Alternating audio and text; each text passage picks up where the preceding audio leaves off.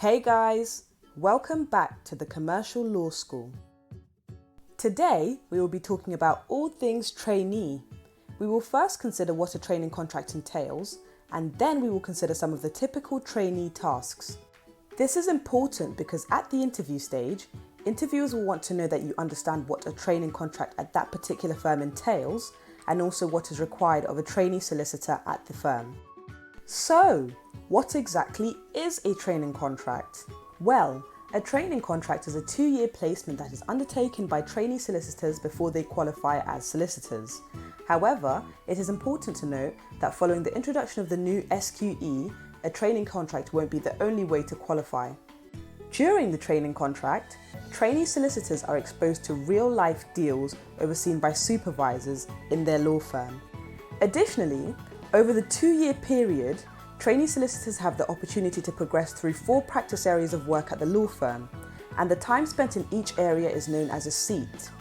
Each seat enables trainees to get exposure to different practice areas so that they can decide which practice area they want to qualify in. And there are generally seats that you have to sit in at firms. For example, a trainee at Latham & Watkins has to do a banking and finance seat because it is one of their main areas of expertise.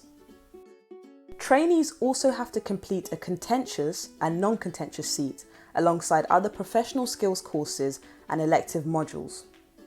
So, as you start your training contract, come with an open mind and be prepared to sit in various seats and learn a lot.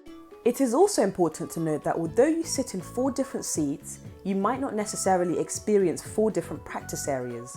Why is that, you ask? Well, it's simply because many firms offer client or international secondments for their trainees to get involved in. Put simply, a client secondment is where a trainee goes in-house to offer legal advice to one of the firm's clients. This is usually in a practice area that they've already sat in. An international secondment is where a trainee goes to one of the firm's offices abroad for 6 months, and this is also in a practice area that they've already sat in. So, when you start as a trainee, you need to consider whether you would rather do an extra seat and get exposure to a new practice area, or whether you would like to do a client secondment, or whether you'd like to do an international secondment, and all of these options have different advantages.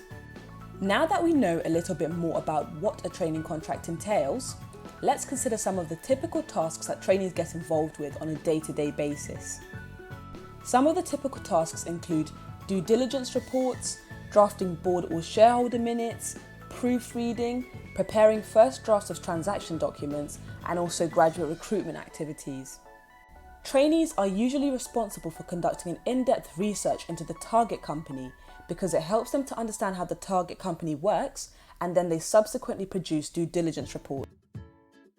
Trainees also draft board or shareholder minutes, so if there is a meeting with a new client or between the team, trainees will be responsible for taking the notes down.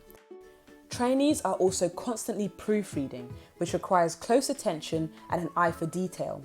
For example, trainees in the litigation department might find themselves proofreading witness statements and making track changes on those documents. Trainees are also given the chance to prepare the first drafts of transaction documents, such as the sale purchase agreement, which we briefly spoke about in our acquisition video, but there are usually templates to work with. Finally, many trainees also help out the graduate recruitment team. If you've ever been to a networking event, or you've done a vacation scheme, or you've attended a firm's open day, I'm pretty certain that you would have interacted with some trainees. Ultimately, it is important to know what a trainee does for 3 main reasons. Firstly, if you know what type of work trainees do, you will also know whether it is the right kind of work for you.